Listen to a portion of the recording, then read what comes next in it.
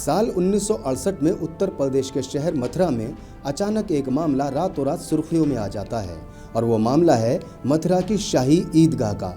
श्री कृष्ण जन्मभूमि trust ने दावा किया कि ये ईदगाह दरअसल श्री कृष्ण मंदिर के उस हिस्से पर बनी है जहां पहले मंदिर था और उस मंदिर को मुगल बादशाह औरंगजेब ने 17वीं सदी में गिरवाकर इस जगह पर ईदगाह तामीर करवा दी थी।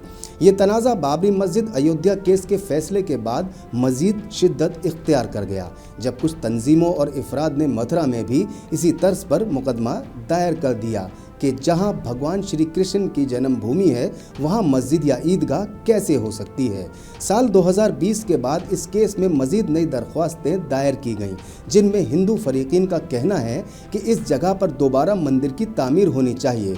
कुछ अरसे कबल हिंदू फरीकीन की जानिब से एक दरख्वास्त इलाहाबाद हाई कोर्ट में दायर की गई थी, जिसमें मुतालबा किया गया था कि आइंदा जब भी अदालत में इस केस की समाअत हो तो मस्जिद या ईदगाह अल्फाज का इस्तेमाल ना किया जाए, बल्कि मुतनाज़ा ढांचा या विवादित ढांचा लिखा जाए। अब अदालत ने हिंदू फरीकीन की इस दरख्वास्त को पूरी तरह से मुस्तरद कर दिया है, दरख्वास्त को रिजेक्ट कर दिया है। फिलहाल ये मामला अदालत में ज़ेरे समाअत है।